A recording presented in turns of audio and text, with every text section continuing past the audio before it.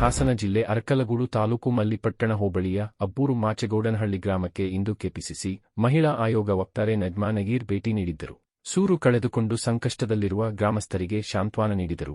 ನಜ್ಮಾ ನಜೀರ್ ಮಾತನಾಡಿ, ಇಂದಿನ ಜನಪ್ರಿಯ ಕಾಂಗ್ರೆಸ್ ಸರ್ಕಾರದ ಅಹಿಂದ ತತ್ವ ಸಿದ್ಧಾಂತಗಳನ್ನು ಗಾಳಿಗೆ ತೂರಿ ತಮ್ಮ ಮನಸ್ಸು ಇಚ್ಛೆ ಸರ್ವಾಧಿಕಾರಿಗಳಂತೆ ವರ್ತಿಸಿ ಏಕಾಏಕಿ ಯಾವುದೇ ನೋಟಿಸು ನೀಡದೆ ಬಂದು ಬಡವರು, ಅಲ್ಪಸಂಖ್ಯಾತರು, ದಲಿತ ಕುಟುಂಬಗಳು ಸಾಲ ಮಾಡಿ ನಿರ್ಮಿಸಿದ್ದ ಮನೆಗಳನ್ನು ಧ್ವಂಸಗೊಳಿಸಿ ಬಡವರ ಬಾಳಿಗೆ ಬೆಂಕಿಯಿಟ್ಟರು. ಕಾಂಗ್ರೆಸ್ ಸರ್ಕಾರ ಈ ಬಾರಿ ಗೆಲುವಿನ ಪತಾಕೆ ಹಾರಿಸಿ ಬಂದು ಇಂದಿನವರೆಗೂ ರಾಜ್ಯದ ಜನತೆಗೆ ತಮ್ಮ ವಾಗ್ದಾನದಂತೆ 5 ಗ್ಯಾರಂಟಿಗಳನ್ನು ಪಕ್ಷಾತೀತ ಮರೆತು ಈಡೇರಿಸುತ್ತಾ ಬಂದಿದ್ದರು. ಅಬ್ಬೂರು ಮಾಚೆಗೌಡನಹಳ್ಳಿಯಂತೆ ಎಷ್ಟು ಕಡೆ ತಮ್ಮ ರಾಜಕೀಯ ದ್ವೇಷ ಸಾಧಿಸುತ್ತಾ ಈ ರೀತಿ ಅಮಾಯಕ ಪ್ರಜೆಗಳನ್ನು ಬಲಿಪಶು ಮಾಡುತ್ತಿದ್ದಾರೆ. ಇವರ ತಾಳಕ್ಕೆ ತಕ್ಕಂತೆ ಸರ್ಕಾರಿಗಳು, ಅಧಿಕಾರಿಗಳು ತಮ್ಮ ಕರ್ತವ್ಯ ಮರೆತು ಈ ರೀತಿ ಮೃಗಗಳಂತೆ ವರ್ತಿಸುತ್ತಿರುವುದು ಮತ್ತು ಜೆಡಿಎಸ್ ಪಕ್ಷದ ಕಾರ್ಯಕರ್ತರಿಗೆ ಇದೇ ಸ್ಥಳದಲ್ಲಿ ಮನೆ ಕಟ್ಟಿಕೊಳ್ಳಲು ಸಹಕರಿಸುತ್ತಿರುವುದು ನಿಜಕ್ಕೂ ಖಂಡನೀಯ. ಈ ಪ್ರಕರಣ ಕುರಿತು ಕಾಂಗ್ರೆಸ್ ಸರ್ಕಾರ ಒಂದು ತನಿಖಾ ಆಯೋಗ ರಚಿಸಿ ಸರಿಯಾಗಿ ತನಿಖೆ ಮಾಡಿಸಿ. ಮಾನ್ಯ ಡಾ.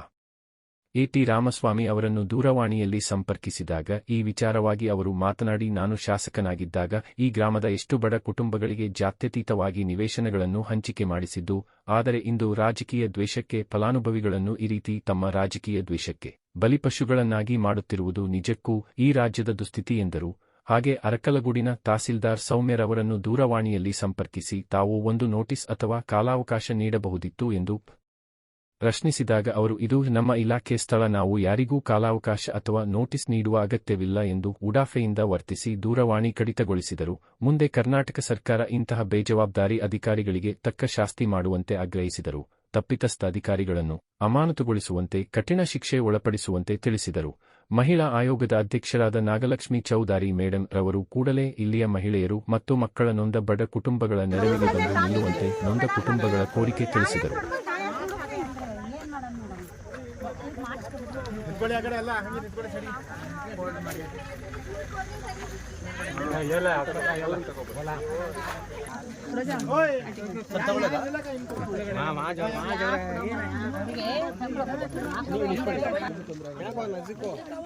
ನೋಡಿ, ಇದು ಅರಕಲಗೂಡು ತಾಲೂಕು ಅಬ್ಬೂರು ಮಾಚೆಗೌಡನಹಳ್ಳಿನಲ್ಲಿ ಸರ್ವೆ ನಂಬರ್ 94ರಲ್ಲಿ ಈ ಜನಗಳೆಲ್ಲ ವಾಸ ಇದ್ದಾರೆ. 34 ಜನರ ಹತ್ರ ಹಕ್ಕುಪತ್ರ ಇದೆ. ಇವ್ರುಗಳೆಲ್ಲ ಇಲ್ಲಿ ಮನೆಗಳನ್ನ ಕಟ್ಕೊಂಡು ವಾಸ ಇದ್ದಾರೆ. ಇವ್ರಿಗೆ ಯಾವಾಗ 3 ದಿನ ಆಯ್ತಾ, 3 ದಿನದ ಹಿಂದೆ ಮಾನ್ಯ ತಹಶೀಲ್ದಾರರು, ಶಾಸಕರು ಎಲ್ಲ ಬಂದಿದ್ದಾರೆ. ಬಂದಾದ್ಮೇಲೆ ಏಕಾಏಕಿ ಯಾವುದೇ ನೋಟಿಸ್ ಕೊಡದೆ ಮನೆಗಳನ್ನೆಲ್ಲ ಉಂಟು ಹಾಕಿದ್ದಾರೆ. ನೋಡ್ಬೋದು ಇಲ್ಲಿ ನೀವು ಪರಿಸ್ಥಿತಿನ ನೋಡಿ. ಇವರು ಪೆಟ್ರೋಲ್ ಎಲ್ಲ, ಸೀಮೆಣ್ಣೆ ಎಲ್ಲ ಸುರ್ಕೊಂಡು ಗಾಯಗಳೆಲ್ಲ ಆಗಿದೆ. ಈ ಕ್ವಶನ್ ಇರೋದು ಏನು ಅಂತ ಹೇಳಿದ್ರೆ, ತಹಶೀಲ್ದಾರ್ ಅವ್ರ ಹತ್ರ ಮಾತಾಡಿದ್ರೆ, ಶಾಸಕರ ಹತ್ರ ಮಾತಾಡಿದ್ರೆ 91ರಲ್ಲಿ ನಾವು ಹಕ್ಕುಪತ್ರ ಕೊಟ್ಟಿರೋದು, ಇವ್ರಾಗ ಮನೆ ಕಟ್ಕೊಳ್ಬೇಕಾಗಿತ್ತು ಅಂತೆಲ್ಲ ವಾದ ಮಾಡ್ತಾರೆ. ಆದ್ರೆ ಹಕ್ಕುಪತ್ರದಲ್ಲಿ ಏನ್ ಷರತ್ತುಗಳಿರುತ್ತಲ್ಲ, ಇದ್ರಲ್ಲಿ ನೀವು 2 ವರ್ಷದಲ್ಲಿ ಕಟ್ಕೋಬೇಕು, 5 ವರ್ಷದಲ್ಲಿ ಕಟ್ಕೋಬೇಕು ಅಂತ ಯಾವುದೇ ರೂಲ್ಸ್ ಇಲ್ಲ. ಅದಾದ್ಮೇಲೆ ಶಾಸಕರ ಹತ್ರ ತಹಶೀಲ್ದಾರ್ ಅವ್ರ ಹತ್ರ ಮಾತಾಡಿದ್ರೆ ಹೇಳ್ತಾರೆ, ನಾವ್ ಇದನ್ನ ರಿಸರ್ವ್ ಮಾಡಿ ಇಟ್ಟಿದೀವಿ. RTC ಅಲ್ಲಿ ಕೊಡಿ ಒಂಚೂರು, ಪಾಣಿ ಕೊಡಿ. ನಾವು ಈ ಜಾಗನ ನಮ್ಮ ರಿಸರ್ವ್ ಇಟ್ಕೊಂಡಿದೀವಿ ಅಬ್ಬೂರು ಮಾಚೆಗೌಡನಹಳ್ಳಿ ವೃತ್ತದ ಗ್ರಾಮ ಲೆಕ್ಕಿಗರ ವಸತಿ ಗೃಹಕ್ಕೆ ಅಂತ ಹೇಳ್ತಾರೆ. ಇದನ್ನ ನೀವು ಇಲ್ಲಿ ಗಮನಿಸಿದ್ರೆ, ಈ ಗೋಮಾಳ 78-29 ಸರ್ವೆ ನಂಬರ್ 94 ಇದನ್ನ ಗಮನಿಸಿದ್ರೆ ಋಣಗಳಲ್ಲಿ ಕ್ಲಿಯರ್ಲಿ ಡೇಟ್ ಮೆನ್ಷನ್ ಇದೆ 7/5/2009 ಅಂತ. ಆದ್ರೆ ಇವ್ರಿಗೆ ಹಕ್ಕುಪತ್ರ ಕೊಟ್ಟಿರೋದು ಯಾವಾಗ ಅಂತ ಹೇಳಿದ್ರೆ 16/11/1991ರಲ್ಲಿ.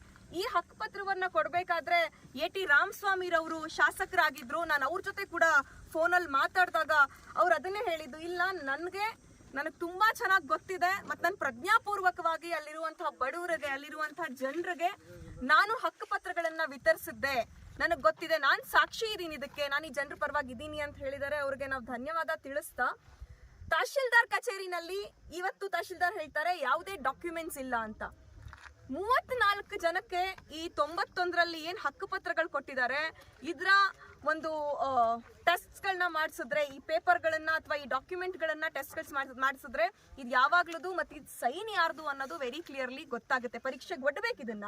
ಜೊತೆಗೆ ಈ ಡಾಕ್ಯುಮೆಂಟ್ಗಳು ನಮ್ಮ ಹತ್ರ ಇಲ್ವೇ ಇಲ್ಲ, ದಾಖಲಾತಿಗಳೇ ಇಲ್ಲ, ನಶಿಸ್ ಹೋಗಿವೆ ಅಂತಿದ್ದಾರೆ. ಅಂದ್ರೆ 91ರಲ್ಲಿ ಯಾರು ತಹಶೀಲ್ದಾರ್ ಇದ್ರು ಅವ್ರನ್ನ ಕರೆಸಿ ಅವರನ್ನ ಅಥವಾ ಯಾರು ಕಳೆದು ಹಾಕಿದ್ದಾರೆ, ಯಾರು ಪ್ರಜ್ಞಾಪೂರ್ವಕವಾಗಿ ಈ ಜನರಿಗೆ ಮೋಸ ಮಾಡಬೇಕು, ಈ ಬಡವರ ಭೂಮಿನ ಹೊಡೆದು ತಿನ್ಬೇಕು ಅಂತ ಹೇಳಿ ಯಾರಾದ್ರೂ ಮೋಸ ಮಾಡ್ತಿದ್ರೆ ಅವ್ರಿಗೂ ಶಿಕ್ಷೆಗೆ ಒಳಪಡಿಸುವಂತ ಕೆಲಸವನ್ನ ನಮ್ಮ ಸರ್ಕಾರ ಮಾಡಬೇಕು. ನೋಡಿ, ಎಲ್ಲದಕ್ಕಿಂತ ಬ್ಲಂಡರ್ ಅನ್ಸೋದೇನಂದ್ರೆ ಇಷ್ಟೆಲ್ಲ ತಹಶೀಲ್ದಾರು, ಶಾಸಕರು ಎಲ್ಲರೂ ಹೇಳಾದ್ಮೇಲೆ ನಾನಿಲ್ಲಿ ಇವರು ಗೌರಮ್ಮ ಅಂತ, ಈ ಗೌರಮ್ಮ ಅವರು SC ಸಮುದಾಯಕ್ಕೆ ಸೇರಿದವರು, ಮಾಜಿ ಗ್ರಾಮ ಪಂಚಾಯತ್ ಅಧ್ಯಕ್ಷರಾಗಿದ್ದವರು. ಯಾವ ಇಸ್ವಿನಲ್ಲಿ ಗ್ರಾಮ ಪಂಚಾಯತಿ ಅಧ್ಯಕ್ಷರೆಲ್ಲ ಆಗಿದ್ದವ್ರು, ಈಗ ಟರ್ಮ್ ಮುಗ್ದಿದೆ ಅವ್ರದ್ದು. ನೋಡಿ, ಇವ್ರಿಗೆ ಇದೇ ಸರ್ವೆ ನಂಬರ್ 94ರಲ್ಲಿ ಮನೇನ ಕಟ್ಕೊಳ್ಳೋದಕ್ಕೆ ಕೊಟ್ಟಿದ್ರು, ಗ್ರಾಂಟ್ ಕೊಟ್ಟಿದ್ದಾರೆ. ಯಾವುದು ಪ್ರಧಾನ ಮಂತ್ರಿ ಯೋಜನೆ ಅಡಿಯಲ್ಲಿ ಇವ್ರಿಗೆ ಮನೆ ಕಟ್ಕೊಳ್ಳೋದಕ್ಕೆ ಈಸ್ವತ್ ಮಾಡಿದ್ದಾರೆ, ಈಸ್ವತ್ ಮಾಡಿಲ್ಲ, ಕಂದಾಯ ರಶೀತಿ ಕಟ್ಟಿಸ್ಕೊಂಡಿದ್ದಾರೆ, ಖಾತೆಗೆ ಮಾಡಿದ್ದಾರೆ, ಗ್ರಾಂಟ್ ಕೂಡ ಕೊಟ್ಟಿರುವಂತ ಡಾಕ್ಯುಮೆಂಟ್ಸ್ ಗಳು ಇಲ್ಲಿದಾವೆ. PM ಯೋಜನೆಯಲ್ಲಿ ಮನೆ ಕೊಟ್ಟಿದ್ದಾರೆ, ನೋಡ್ಬೋದು ತಾವು. 30,000 ರೂಪಾಯಿ ಹಣ, 30,000 ರೂಪಾಯಿ ಹಣ ತಗೊಂಡ್ರ ನೀವು ಬ್ಯಾಂಕಿಂದ? 30,000 ರೂಪಾಯಿ ಹಣ ತಗೊಂಡಿದ್ದಾರೆ, GPS ಮಾಡಿದ್ದಾರೆ. ಎಲ್ಲಾ ಮಾಡ್ಬೇಕಾದ್ರೆ ಈ ಸರ್ವೆ ನಂಬರ್ 94 ಯಾರ್ದಾಗಿತ್ತು? ನಿಮ್ದೆಲ್ಲ ಹಕ್ಕುಪತ್ರ ಇರೋರ್ದಾಗಿತ್ತು. ಈಗ ಸರ್ವೆ ನಂಬರ್ 94 ಏಕ್ದಮ್ ತಹಶೀಲ್ದಾರ್ ಅವರಿಗೆ, ಶಾಸಕರಿಗೆ ಯಾರ್ದಾಗಿದೆ? ಅವ್ರದ್ದು ಸರ್ಕಾರದ ಜಾಗ ಆಗಿದೆ. ತಹಶೀಲ್ದಾರ್ ಅವರು ಉಡಾಫೆ ಉತ್ತರ ಕೊಡ್ತಾರೆ, ಫೋನ್ ಕಟ್ ಮಾಡ್ತಾರೆ, ನಾನು ನನ್ ಜಾಗ ಅದು, ನಾನು ಉಂಟ್ಸಾಕ್ತೀನಿ ಅಂತ. ಲ್ಯಾಂಡ್ ಆಕ್ಟ್ಸ್ ಏನ್ ಹೇಳುತ್ತೆ ಸರ್? ನೀವು ಮೊದಲು ಸೂಚನೆ ಕೊಡ್ಬೇಕು 14 ದಿನ. ಬಡವರು, ಬಗ್ಗರು, ಅಲ್ಪಸಂಖ್ಯಾತರು, ನಿರ್ಗತಿಕರು, ದಲಿತರು ಅಂತ ಅಂದ್ರೆ ಇಷ್ಟು ಟೇಕನ್ ಫಾರ್ ಗ್ರಾಂಟೆಡ್ ಆಗಿ ಅಧಿಕಾರಿಗಳು ತೆಗೆದುಕೊಳ್ಬಾರ್ದು. ಅಧಿಕಾರಿಗಳಿಗೆ ಮಾನವೀಯತೆ ಅನ್ನೋದು ತುಂಬಾ ಮುಖ್ಯ. ಮಾನವೀಯತೆಯನ್ನು ಮೀರಿ ಕೆಲಸ ಮಾಡಿದ್ರೆ ಹಿಂಗ್ ಸುಟ್ಕೊಂಡ್ರು ಇರಲ್ಲ. ಇವ್ರ ಪರಿಸ್ಥಿತಿ ನೋಡಿ ಒಂದ್ಸರಿ, ಇಲ್ಲೇ ಅಡಿಗೆ ಮಾಡ್ತಿದ್ದಾರೆ, ಅಲ್ಲ ಆ ಕಡೆ ಮಲಗ್ತಿದ್ದಾರೆ. ಈ ತರದ ಪರಿಸ್ಥಿತಿನಲ್ಲಿ ಜನರನ್ನ ದೂಡಿರುವಂತಹ ತಹಶೀಲ್ದಾರ್ ಅವರಿಗೆ ನಮ್ಮೆಲ್ಲರ ಧಿಕ್ಕಾರ ಇದೆ. ಮಾನವೀಯತೆಯನ್ನ ಮರ್ತಿರುವಂತಹ ಅಧಿಕಾರಿಗಳಿಗೆ, ಜನನಾಯಕರುಗಳಿಗೆ ನಮ್ ಧಿಕ್ಕಾರ ಇದೆ. ದಯವಿಟ್ಟು ಈ ಜನ ಏನ್ ಅನ್ಯಾಯಕ್ಕೆ ಒಳಗಾಗಿದ್ದಾರೆ, 94ರಲ್ಲಿ ಇವ್ರಿಗೆ ಹಕ್ಕುಪತ್ರ ಸಿಕ್ಕಿ ಅದಾದ್ಮೇಲೆ ನೀವು ನಿಮ್ದು ಯಾವ್ದೋ 2009ರಲ್ಲಿ ಮಾಡ್ಕೊಂಡಿರೋ ಗ್ರಾಂಟಿನ ಪರವಾಗಿ ನಿಲ್ತೀರಾ ಅಂದ್ರೆ ಸರ್ಕಾರ, ಇಲ್ಲಿನ ಶಾಸಕರು ಯಾರು ಪರವಾಗಿದ್ದಾರೆ ಅನ್ನೋದು ಅರ್ಥ ಆಗುತ್ತೆ. ನಾನು ಇದಾಗ್ಲೇ ಮಾನ್ಯ MP ರವರಿಗೆ ಮಾತಾಡಿದ್ದೀನಿ. ಮಾನ್ಯ MP ರವರು ಮಾನ್ಯ ಮಂತ್ರಿಗಳ ಜೊತೆಗೆ, ಉಸ್ತುವಾರಿ ಸಚಿವರು ಕೂಡ ಅವರೇ ಆಗಿರೋದ್ರಿಂದ ಕೃಷ್ಣ ಬೈರೇಗೌಡರ ಸಾಹೇಬ್ರ ಜೊತೆ ಮಾತಾಡಿ ಇದನ್ನ ಬಗೆಹರಿಸ್ತೀನಿ ಅಂತ ಹೇಳಿದ್ದಾರೆ. ಇದು ಬಗೆಹರಿಯೋ ತನಕನೂ ನಾನು ಯಾವಾಗ್ಲೂ ನಿಮ್ಗಳ ಜೊತೆ ಇರ್ತೀನಿ. ನಾವೆಲ್ಲರೂ ಸೇರಿ ಒಕ್ಕೊರ್ಲ ಹೋರಾಟ ಮಾಡೋಣ. ಇದು ಒಂದು ಊರಿನ ಕಥೆ ಅಲ್ಲ. ಈ ಒಂದು ಊರಲ್ಲಿ ಹಿಂಗ್ ಬಿಟ್ಬಿಟ್ರೆ ಎಲ್ಲಾ ಕಡೆನೂ ಅಲ್ಪಸಂಖ್ಯಾತರು, ದಲಿತರ ಪರಿಸ್ಥಿತಿ ಇದೇ ಮಾಡಿರ್ತಾರೆ. ಇವ್ರುಗಳಿಗೆ ನ್ಯಾಯ ಬೇಕಾಗಿದೆ, ನ್ಯಾಯ ಕೊಡಿಸೋ ಕೆಲಸ ನಾವೆಲ್ಲ ಮಾಡೋಣ. ಒಂದು ಸೈಟ್ಗೆ, ಒಂದು ಮನೆಗೆ ನೀವೆಲ್ಲ ಡಾಕ್ಯುಮೆಂಟ್ಸ್ನು ಮಾಡಿದೀರಾ ಅಂತ ಅಂದಮೇಲೆ ಆವಾಗ ನಿಮ್ಗೆ 2009ರಲ್ಲಿ ಇದು ಸರ್ಕಾರಕ್ಕಾಗಿದೆ, ಗ್ರಾಮ ಲೆಕ್ಕಿಗರಿಗೆ ವಸತಿಗಾಗಿದೆ ಅಂತ ಗೊತ್ತಿಲ್ಲ ಅನ್ನುವಷ್ಟು ಫೂಲಿಶ್ ಸ್ಟೇಟ್ಮೆಂಟ್ಸ್ಗಳನ್ನ ಅಧಿಕಾರಿಗಳು, VAಗಳು, PDO, ತಹಶೀಲ್ದಾರ್ ಎಲ್ಲರೂ ಮಾಡ್ತಾರೆ ಅಂತಂದ್ರೆ ಇವ್ರಿಗೆ ಬೇರೆ ಡಾಕ್ಯುಮೆಂಟ್ಸ್ಗಳನ್ನ ಎಷ್ಟರ ಮಟ್ಟಿಗೆ ಇಟ್ಕೊಂಡಿದ್ದಾರೆ ಅಂತ ಹೇಳಿ ಒಂದು ಪರಿಶೀಲನೆಯನ್ನ ಸರ್ಕಾರ ಮಾಡಬೇಕು ಅಂತ ಹೇಳಿ ನಾನು ನಮ್ಮ ಸರ್ಕಾರಕ್ಕೆ ಒತ್ತಾಯ ಮಾಡ್ತೀನಿ. ಜೊತೆಗೆ ಇಲ್ಲಿ ಏನ್ ಮಾಡಿದ್ದಾರೆ, ಬೇರೆಯವ್ರಿಗೆಲ್ಲ ಮನೆ ಕಟ್ಕೊಳಕ್ ಕೊಟ್ಟಿದಾರಾ? 5 ಮನೆ ಕಟ್ಟಿದಾರಲ್ಲ, ನಮ್ ಜೊತೆ 5 ಮನೆ ಕಟ್ಟ ಕೊಟ್ರು. ನಂದು ಬಿದ್ದು ಹೋಯ್ತಲ್ಲ, ನಾ ಕಟ್ಟಕ್ ಹೋದ್ರೆ ಇನ್ನೂ ಅವೇ 3-4 ಮನೆ ನನ್ ಜೊತೆ ಆದವು. ಈಗ ಅವ್ರವು ನೇರವಾಗವೆ, ಅವು ಬಿದ್ದು ಮುರುಕಲ್ ತಕ್ಲ ಆಗ್ಯಾವೆ. ಅಲ್ಲಿ ಮನೆ ಕಟ್ತಿದಾರಲ್ಲ, ಅಕ್ರಮವಾಗಿ ಮನೆ ಕಟ್ಕೊಂಡವ್ರೆ ಮೇಡಮ್. ಅವ್ರಿಗೆಲ್ಲ ಬಿಟ್ಟಿದ್ದಾರೆ. ಏನ್ ಹೇಳ್ತಾರೆ ನಿಮ್ಗೆ ಶಾಸಕರು? ಇಲ್ಲೊಂದ್ ಚಳಿ ಶಾಸಕರು, ಒಂದು ನ್ಯಾಯ, ಒಂದು ನಿಮಗೊಂದು ನನಗೊಂದಲ್ಲ, ಹಕ್ಕುಪತ್ರವಿಲ್ಲ, ಅವ್ತಾವ್ ಏನು ಡಾಕ್ಯುಮೆಂಟ್ ಇಲ್ಲ. ನಿಮ್ಮೂರ್ ನಮಗೆ ಲೀಡ್ ಕೊಟ್ಟಿಲ್ಲ, ನಾನು ಮಾಡಕ್ ಕೊಟ್ಟು ಹೋಗ್ಲು ನೀವು ಅಂತ. ಅವ್ರಿಗೆ ಮನೆ ಕಟ್ಟಕ್ ಕೊಟ್ಟವ್ರೆ, ಇವ್ರ ಹತ್ರ ಎಲ್ಲ ದಾಖಲಾತಿ ಇದೆ, ಇವ್ರಿಗೆ ಕಟ್ಟಕ್ ಕೊಡ್ತಾರೆ ಅಂದ್ರೆ ಅವ್ರು ಪರವಾಗಿಲ್ಲ ಅಂತ ಹೇಳಿ.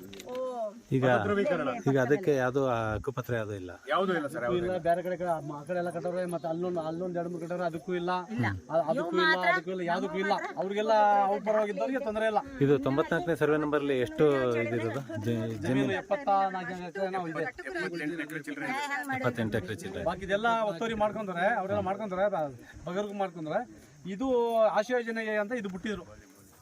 ಆಶ್ರಯ ಯೋಜನೆಗೆ 2 ಎಕರೆ 20 ಗುಂಟೆ ಆಶ್ರಯ ಮನೆಗಳನ್ನ ಕಟ್ಟಲಿಕ್ಕೆ ಅಂತೇಳಿ ನಿವೇಶನಗಳನ್ನಾಗಿ ಪರಿವರ್ತನೆ ಮಾಡಿ ಅದನ್ನ ನಿವೇಶನ ಇದು ಹಕ್ಕುಪತ್ರಗಳನ್ನು ಕೊಟ್ಟಿದ್ರು.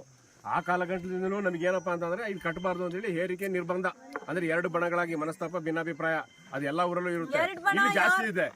ನೀವು ಅದನ್ನ ಕ್ಲಿಯರ್ ಮಾಡಿ. 2 ಬಣ ಯಾರ ನಡುವೆ? ಈ 34 ಜನರ ನಡುವೆನಾ ಅಥವಾ ಊರವರು ವರ್ಸಸ್ 34 ಜನ? ಇಲ್ಲಿ ಅಂದ್ರೆ ಏನಂದ್ರೆ ಈಗ ಹಾಲಿ MLA ಏನಿದ್ದಾರೆ, ಆ MLA ಪರವಾಗಿ ಒಂದು ಬಣ ಇದೆ. ಆ ಬಣಕ್ಕೆ ಏನಪ್ಪಾ ಅಂತಂದ್ರೆ ಬಡವರ್ಗದವರು ಕಣ್ಣಿಗೆ ಕಾಣಿಸ್ತಾ ಇಲ್ಲ, ಶ್ರೀಮಂತ ವರ್ಗದವರು ಮಾತ್ರ ಇಲ್ಲಿ ಪ್ರಭಾವಿಯಾಗಿರ್ಬೇಕು, ಅಷ್ಟೇ ಅವ್ರ ಉದ್ದೇಶ. ನಾವು ಅವ್ರ ಕಡೆ ಜೈ ಅಂತ ಅಂದ್ಬಿಟ್ರೆ ನಮಗೂ ಅವ್ರು ಕೊಡ್ತಾರೋ ಏನೋ ಗೊತ್ತಿಲ್ಲ. ಆದ್ರೆ ನಾವು ಸ್ವಾಭಿಮಾನ ಮಾರ್ಕೊಳಕ್ ತಯಾರಿಲ್ಲ. 14 days ನೋಟಿಸ್ ಕೊಡಬೇಕು. ಲ್ಯಾಂಡ್ ಪ್ರಿಮೈಸ್ ಆಕ್ಟ್ ಏನ್ ಹೇಳುತ್ತೆ ಮೇಡಮ್? ಲ್ಯಾಂಡ್ ಪ್ರಿಮೈಸ್ ಆಕ್ಟ್ ಕಟ್ಟೆ ಹಂಗೆ ಕಟ್ಟೆ ಮಾಡೋದು ಯಾವ್ದಾನಾ?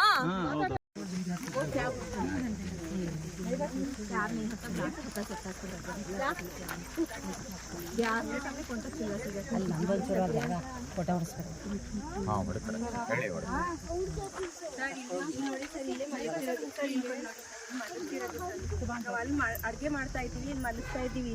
ಅವತ್ ಪೆಟ್ರೋಲ್ ಹಾಕೊಂಡಿದ್ದಕ್ಕೂ ನಾಟಕ ಮಾಡ್ತಾವ್ರೆ ಅಂತ ಹೇಳ್ತಿದ್ದಾರೆ ಸರ್. ಇದೆಲ್ಲ ನಾಟಕನ ಸರ್? ಇದು ನಾಟಕ ಆದ್ರೆ ಇದೆಲ್ಲ ಈ ತರ ಆಗುತ್ತಾ ಸರ್?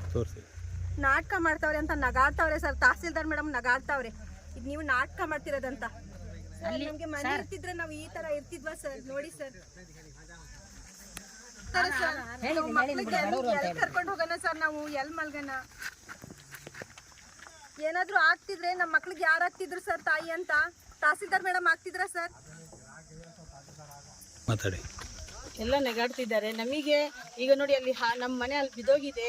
ಯಾರೆಲ್ಲ ನಗಾಡ್ತಾ ಇದ್ರು? ತಹಸೀಲ್ದಾರು ನಗಾಡ್ತಿದ್ದಾರೆ. ಆರಕ್ಷೆ ರಕ್ಷಣೆ ನಿಮಗೆ ಯಾಕೆ ಕ್ರಮ ಇದು? ನಿಮಗೆ ಯಾಕೆ ಹೋಗಿ ಅಂತ ನೋಡಿ ಸರ್, ಇವ್ರ ಕೈ ನೋಡಿ ಸರ್. ಸುಳ್ಳು ಹೇಳ್ತಿದೀವ ಅವತ್ತು ಎಲ್ಲ ಪೆಟ್ರೋಲ್ ಎಲ್ಲ ಇದ್ ಮಾಡ್ಕೊಂಡಿರ ಸರ್. ಇದೆಲ್ಲ ಸುಳ್ಳ ಸರ್? ಇದೆಲ್ಲ ಸುಳ್ಳ ಸರ್? ನಾವು ಹೇಳಿದ್ವಿ ನಾಟಕ ಅಂತ ಅವ್ರು ಹೇಳ್ತಾ ಇದಾರಪ್ಪ. ತಹಸೀಲ್ದಾರ್ ಏನೋ ಒಂದು ನೋಟಿಸ್ ಗಿಟಿಸ್ ಏನು ನಾನ್ ಹೇಳ್ತೆ 3 ದಿವಸ ಕಾಲಾವಕಾಶ ಕೊಡಿ ನೀವು ನಮಗೆ. 3 ದಿವಸ ಕಾಲಾವಕಾಶ. ಅವ್ರು ಕಾಲ್ ಬಿದ್ದೋದ್ರು ಹೋಗಮ್ಮ ಅಂತಿದ್ದಾರೆ. ಏನೇ ಅಂತ ಏಕವಚನದಲ್ಲಿ ಮಾತಾಡ್ತಾ ಇದ್ದಾರೆ ಅವರು. ಅವ್ರು ಇನ್ನೇನ್ ಗೊತ್ತಾ ಅವರಿಗೆ? ಅವರು ಏನೋ ಒಂದು ಆಟ ಅಂತ ತಿಳ್ಕೊಂಡು ನಾನು ಹೇಳ್ದೆ ನೋಟಿಸ್ ಕೊಟ್ಟಿಲ್ಲ ಆರಕ್ಷಣೆ ನಿಮಗೆ ಯಾಕ್ರಮ್ಮ, ನೀವು ಕೆಲಸ ನೋಡಿ ಹೋಗಿ ಹೋಗಿ ಅಂತಿದ್ದಾರೆ ಎಲ್ಲ ಪೊಲೀಸ್ಗಳೆಲ್ಲ ಸೇರ್ಕೊಂಡು. ನಾವು ಹಾಗಾದ್ರೆ ನಮಗೆ ರಕ್ಷಣೆ ಕೊಡೋರು ಯಾರು ಇಲ್ವಾ ಸರ್? ಮಾತಾಡಿ. ನಮಗೆ ಇಲ್ಲಿ ಅಲ್ಲ, ನಿಮ್ಮ ಹೆಸರು? ನನ್ನ ಹೆಸರು ಗೌರಮ್ಮ. 34 ವರ್ಷದಲ್ಲಿ ಆಶ್ರವೇದನೆ ಮನೆ ಅಂಥೇಳಿ ಗೌರ್ಮೆಂಟೇ ಕಟ್ಟಿಕೊಟ್ಟಿತ್ತು. ಇದೇ ಜಾಗದಲ್ಲಿ ಇದೇ ಸರ್ವೆ ನಂಬರಲ್ಲಿ ಇದೇ ಸರ್ವೆ ನಂಬರಲ್ಲಿ ಇದೇ ಜಾಗದಲ್ಲಿ ಕಟ್ಟಿಕೊಟ್ಟಿತ್ತು. ನಾನು ಅಲ್ಲಿ ವಾಸವಾಗಿದ್ದಾಗ ಮಳೆಗಾಲದಲ್ಲಿ ಮನೆ ಮುರಿದು ಹೋಯ್ತು. ಮನೆ ಮುರಿದು ಹೋದಾಗ ನನಗೆ PM ಯೋಜನೆಯಲ್ಲಿ ಒಂದು ಮನೆ ಕೊಟ್ಟರು. PM ಯೋಜನೆಯಲ್ಲಿ ಒಂದು ಮನೆ ಕೊಟ್ಟಾಗ ನಾನು 30,000 ರೂಪಾಯಿ ಹಣನೂ ತಗೊಂಡೆ. ಮುರಿದ್ಬಿಟ್ಟು ಕಟ್ಟಕ್ಕೆ ಬಂದು ನಾನು ಕಲ್ಪೌಂಡೇಶನ್ ಮಾಡಿದ್ದೆ. ಕಲ್ಪೌಂಡೇಶನ್ ಮಾಡಿದ್ದು ನೀನು ಮಾಡಂಗಿಲ್ಲ ಅಂತ ಬಂದು ತಹಸೀಲ್ದಾರರು ಮುಚ್ಚಿ ಹೋಗ್ಯವ್ರೆ. ಅದರಲ್ಲಿ ಮಕ್ಕಳಿದ್ದಾರೆ, ಮಕ್ಕಳು ಅವನಿಗೆ ಜಾಸ್ತಿ ಕಾಯ್ತಾ. ಹೇಳಿ. ನಾವು ದಲಿತರ ಮೇಲೆ ಇಷ್ಟೊಂದು ದೌರ್ಜನ್ಯ ಮಾಡಿ ಮೇಡಮ್ ಬಂದು ನೀವು ಕಟ್ಟಂಗಿಲ್ಲ ಕಣಮ್ಮ, ನಿಮ್ಗೆ ಅಷ್ಟದೇ ಇಷ್ಟದೇ ಅಂತ ಹೇಳಿ ಜೋರ ಮಾತಾಡಿ. ಅಷ್ಟದೇ ಇಷ್ಟದೇ ನಿಮಗೆ ಕೊಡೋಕ್ಕಾಗಲ್ಲ ಕಣಮ್ಮ ಅಂತ ಹೇಳ್ಬಿಟ್ಟು ಎಲ್ಲನೂ ಮಣ್ಣು ಮುಚ್ಚಿಸ್ಬಿಟ್ಟು ತಹಸೀಲ್ದಾರಮ್ಮ ಹೋಗ್ಯವ್ರೆ. ಅದರಿಂದ ನಿಮಗೆ ದಯವಿಟ್ಟು ಕೈ ಮುಗಿದು ಹೇಳ್ತೀನಿ, ನಮಗೆ ಮನೆ ಮಾಡ್ಕೊಳ್ಳೋಕ್ಕೆ ಅವಕಾಶ ಕೊಡಬೇಕು. ನಿಮಗೆ ಮನೆ ಗ್ರಾಂಟು ಆಗಿದೆ? ಆಗಿದೆ. 30,000 ರೂಪಾಯಿ ಹಣನೂ ತಗೊಂಡಿದ್ದೀವಿ.